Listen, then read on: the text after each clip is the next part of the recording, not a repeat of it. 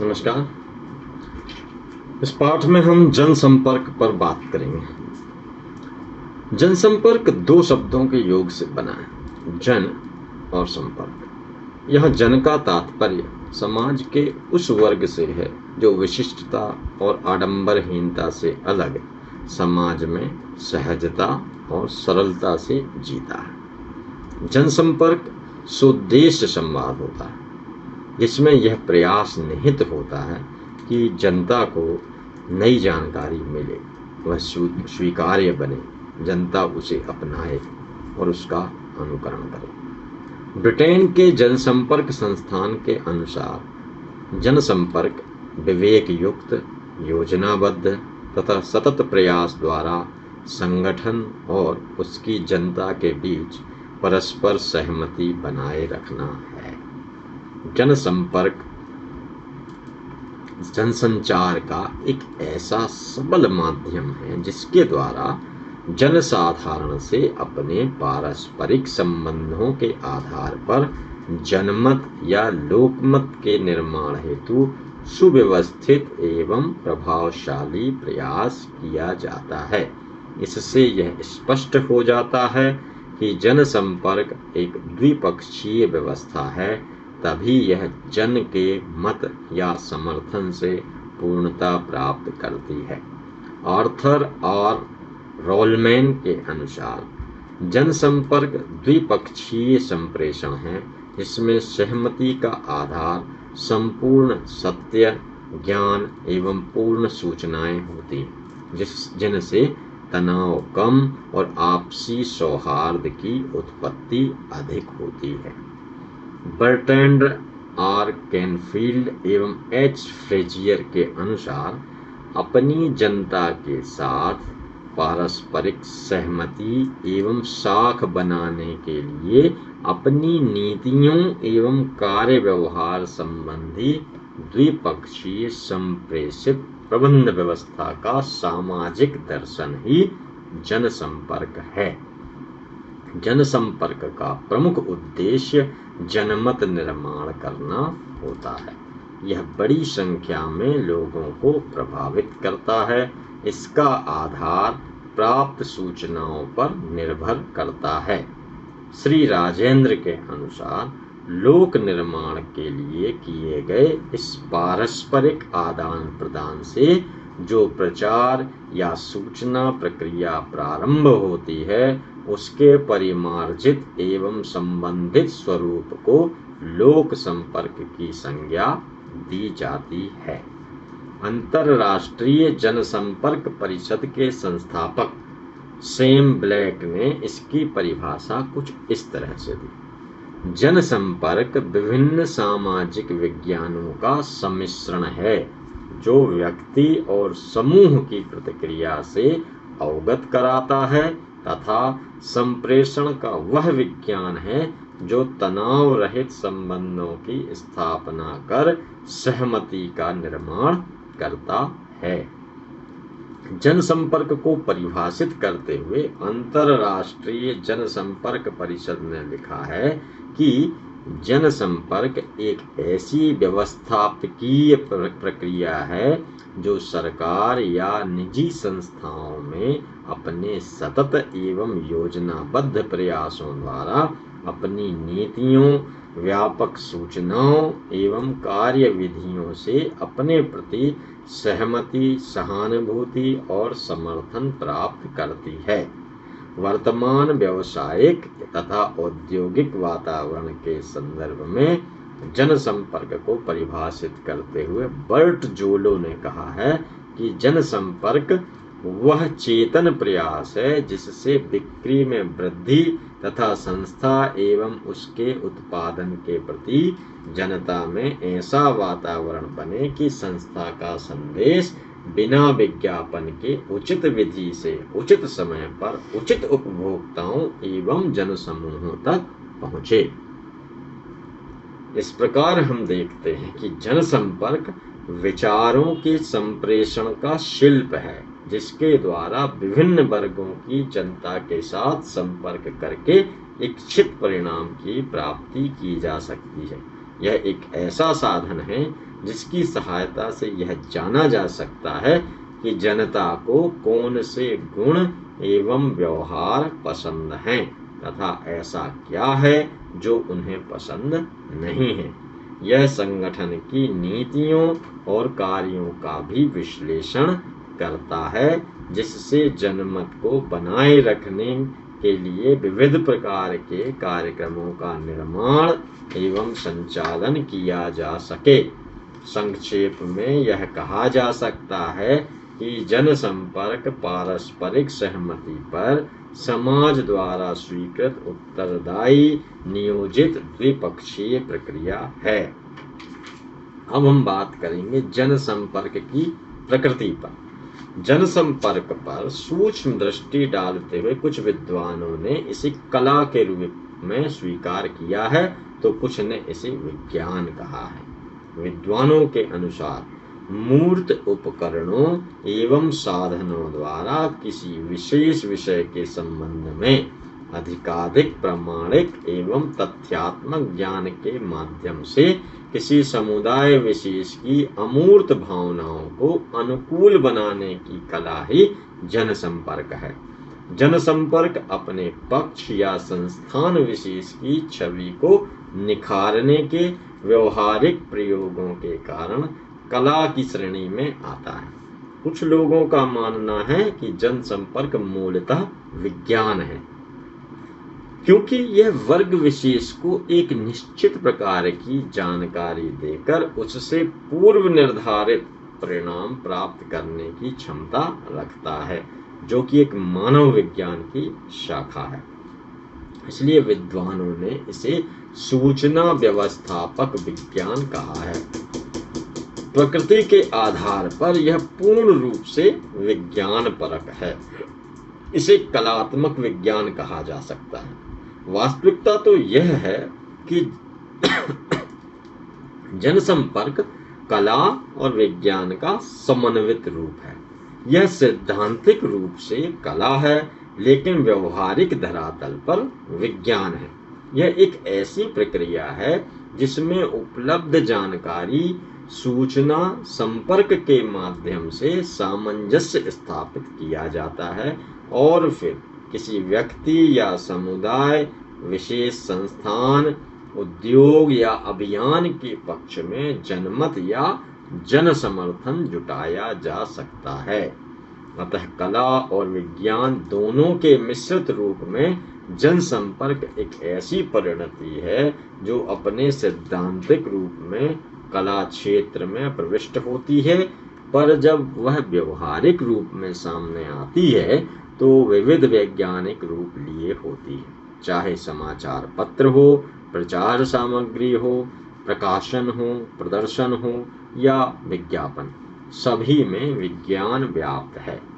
अब हम जानेंगे जनसंपर्क के तत्वों के बारे में। जनसंपर्क मूलतः वैज्ञानिक तत्वों पर आधारित व्यवसाय है। जनसंपर्क के मूल 4 तत्व हैं जो एक दूसरे से जुड़े हुए हैं। ये सभी तत्व एक दूसरे को आगे बढ़ाने के लिए प्रोत्साहित करते हैं। इन 4 तत्व ये हैं।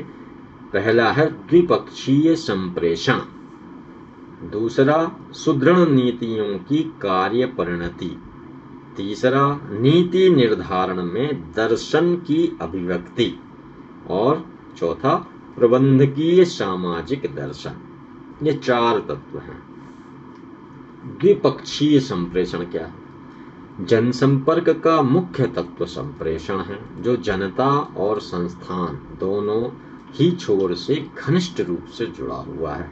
जनता तक संस्था की नीतियों के प्रभाव को पहुंचाने का महत्वपूर्ण माध्यम जनसंपर्क ही है।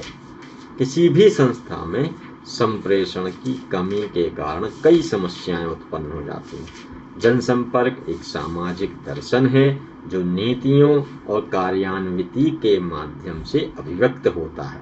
इसमें सहमति के आधार पर संपूर्ण सत्य, ज्ञान तथा पूर्ण सूचनाएं होती हैं, जिनसे आपसी सौहार्द की उत्पत्ति होती है। जनसंपर्क विचारों की स्वीकृति अस्वीकृति को संस्था तक पहुंचाने का श्रेष्ठ माध्यम है। सुदृढ़ नीतियों की कार्यप्रणाली, यह दूसरा तत्व है। जनसंपर्क का मुख्य तत्व सत्ता, संस्था या निकाय द्वारा समय समय पर निर्धारित सुदृढ़ नीतियों का निर्धारण तथा उसके कार्य परिणतियों में निहित है। जनसंपर्क एक ऐसा साधन है जिसका महत्व तभी समझा जाता है जब सामान्य जनता के साथ निकट संबंध नीतियों के कार्यों एवं प्रवृत्तियों में प्रकट होता है। सुदृढ़ नीतियों के कार्य रूप में परिणत होने के लिए जिस प्रकार किसी भी संस्था की इकाइयों को मिलकर कार्य करना होता है, उसी प्रकार जनसंपर्क के लिए भी आवश्यक है, क्योंकि जनसंपर्क का कार्य प्रबंधकीय नीतियों को समग्र सहयोग करना ही है। तीसरा तत्व है नीति निर्धारण में दर्शन की अभिव्यक्ति। प्रत्येक व्यवसाय में नीति निर्धारण के साथ ही उस नीति की क्रियाशीलता पर ध्यान देना होता है, क्योंकि सामाजिक दर्शन की अभिव्यक्ति प्रबंधकीय नीतियों में करना आवश्यक होता है। किसी भी व्यवसाय या संस्था के संपूर्ण कार्यकलापों तथा उच्च प्रबंधकीय व्यवस्था के दायित्व की पूर्ति नीति निर्धारण करने से होती है। इससे किसी भी कार्य के अच्छे परिणाम प्राप्त होते हैं। अतः जनहित में किसी भी व्यवसाय की नीतियों तथा उसके क्रियान्वयन में जारी कार्यक्रम को जनता तक पहुंचाना जनसंपर्क का सामाजिक दर्शन है। और चौथा तत्व है प्रबंधकीय सामाजिक दर्शन। जनसंपर्क का चौथा तत्व प्रबंध व्यवस्था का सामाजिक दर्शन है, जो जनता के साथ संस्था के समस्त व्यवहार के प्रति रुचि को महत्व देता है। यह वस्तुतः जनसेवा विषयक आधुनिक विचारों की नींव है। वर्तमान समय में जनसंपर्क एक ऐसे व्यवसाय के रूप में उभरा है जो सामान्य जनता के हितों की संतुष्टि में सफल है। अब हम जानेंगे जनसंपर्क के आयाम। जनसंपर्क की प्रकृति से हम अच्छी तरह वाकिफ हो चुके हैं। प्रत्येक मनुष्य अपने कैरियर के प्रति चिंतित होता है। उसे अपने विषय से संबंधित नौकरी की तलाश रहती है और वह उसके बारे में जानने का इच्छुक होता है। इस क्षेत्र में जनसंपर्क एक नया कैरियर निर्माण की संभावनाएं उपलब्ध कराता है। जनसंपर्क से जुड़ा कैरियर पूरी तरह रोजगार परक है। किसी भी प्रतिभाशील छात्र छात्रा को इस क्षेत्र में आगे बढ़ने के पूर्ण अवसर हैं। जनसंपर्क से जुड़े जनसंपर्क अधिकारी की नौकरी के अवसर किसी भी सरकारी या निजी संस्थानों में मिल सकते हैं। पत्रकारिता, जनसंचार और जनसंपर्क के स्नातक विद्यार्थियों के लिए इस क्षेत्र में सुनहरे अवसर हैं। जनसंपर्क जैसे नवीन व्यवसाय के संबंध में यह कहा जा सकता है कि अन्य व्यवसाय जहां स्वहित पर केंद्रित रहते हैं, वहीं जनसंपर्क व्यवसाय बिना किसी विशेष आर्थिक नियोजन की जोखिम उठाए जनहित पर केंद्रित रहता है। इस व्यवसाय को सम्मान की दृष्टि से देखा जाता है, क्योंकि इसमें चरित्र एवं सत्यनिष्ठा के गुण विद्यमान होते हैं। भारत में लगभग 1 लाख लोग इस व्यवसाय से जुड़े हैं। जनसंपर्क विभाग द्वारा हजारों की संख्या में औद्योगिक इकाइयों में सर्विस एजेंसियां हैं। शैक्षणिक संस्थान, प्राइवेट और पब्लिक सेक्टर, बैंक, केंद्र अथवा राज्य सरकार द्वारा स्थापित विभिन्न निगमों निकायों में रोजगार के अवसर उपलब्ध कराए जाते हैं। इन जगहों पर welfare office, communication executive, industrial relation officer आदि के पद होते हैं। अब जनसंपर्क के कार्य। जनसंपर्क अपने गर्भ में अनेक विधाओं एवं तरीकों को समेटे हुए है। उपक्रमों, संगठनों एवं प्रशासन में इसने अपनी स्वतंत्र पहचान स्थापित की है। प्रत्येक समस्या तथा उसके निवारण हेतु किए गए प्रयासों में इसकी भूमिका सराहनीय होती है। सरकारी से लेकर निजी क्षेत्रों तक, धार्मिक से सामाजिक पक्ष तक या फिर राजनीतिक से व्यक्तिगत पक्ष तक, सभी जगह छवि निर्माण एवं प्रगति पथ सुनिश्चित करने हेतु जनसंपर्क का सहारा लिया जाता है। वर्तमान परिप्रेक्ष्य में जनसंपर्क अपरिहार्य है। किसी न किसी रूप में जनसंपर्कीय गतिविधियां संचालित होती रहती हैं। जनसंपर्क विभाग की हर संभव कोशिश होती है कि वह अपने प्रतिष्ठान को आदर्श रूप में स्थापित करे। अमेरिकन जनसंपर्क सोसाइटी की शिक्षा समिति द्वारा किए गए व्यावसायिक निर्देशन विषयक सर्वेक्षण के अनुसार जनसंपर्क के निम्नलिखित कार्य हैं। पहला लेखन, दूसरा संपादन। लेखन यह जनसंपर्क का सबसे मुख्य कार्य है। जनसंपर्ककर्ता को अपने लक्ष्य की प्राप्ति हेतु जनता तक जाना होता है। प्रत्येक स्थान पर अपनी उपस्थिति दर्ज न करा पाने की दशा में वह शब्द माध्यम का सहारा लेता है। इसके लिए जनसंपर्क के अंतर्गत रिपोर्ट, न्यूज रिलीज, बुकलेट, पत्र पत्रिकाएं, लेख के अतिरिक्त संदेश और भाषण भी लिखना होता है। दूसरा है संपादन। जनसंपर्क कर्मी अपना लिखा हुआ भाषण, दूसरों के दिए गए भाषण, प्रतिवेदन, पुस्तिका, पत्र आदि का मुद्रण से पूर्व संपादन भी करता है। योजनाओं का विश्लेषण। जनसंपर्क का कार्य है कि वह संस्थान के अधिकारी कर्मचारी को संस्थान से संबंधित सभी पहलुओं की जानकारी कराए, हर अच्छे बुरे की जानकारी रखे और समझदारी से उसकी कमी व समस्याओं को दूर करने की कोशिश करे। इसका कार्य ग्राहक और कर्मचारी दोनों को शिक्षित करना है ताकि संस्था से संबंधित सभी जानकारियों का आदान प्रदान ठीक तरह से हो सके। ऐसा करने से ग्राहक एवं अधिकारियों के मध्य अच्छे संबंध का विकास होगा।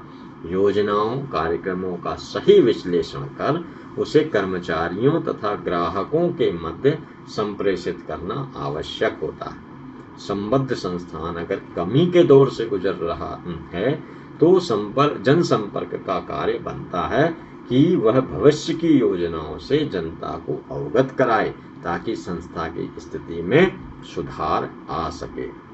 दूसरा है उपभोक्ता सेवाएं। वर्तमान औद्योगिक जगत में उपभोक्ता सर्वोपरि है। प्रत्येक उत्पादक और उद्योग समूह को अपने उत्पाद को उपभोक्ता तक वितरित करना तथा उसकी उपयोगिता सिद्ध करना जनसंपर्क का कार्य है।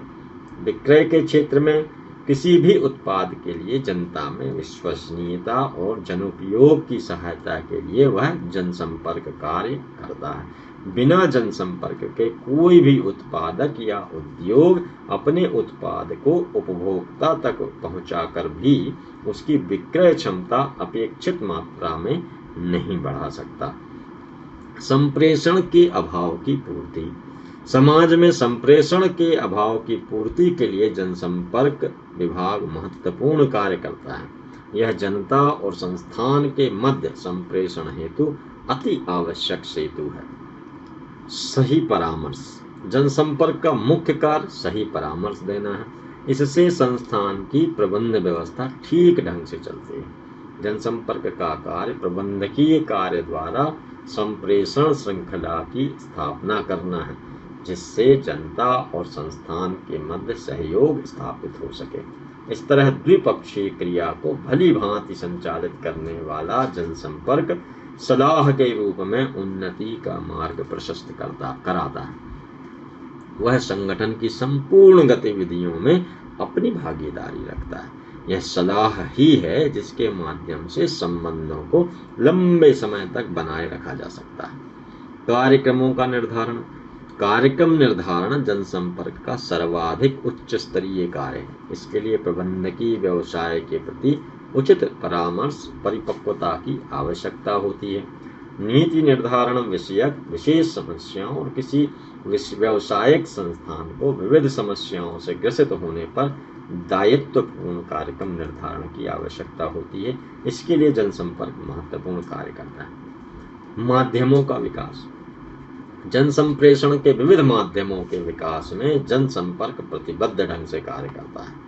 यही कारण है कि उसने मुद्रण माध्यम, इलेक्ट्रॉनिक माध्यम एवं विज्ञापन माध्यम के विकास के साथ विगत कई दशकों से जनता के निकट पहुंचने और आवश्यक जनमत निर्माण के कार्य को सहज कर दिया है।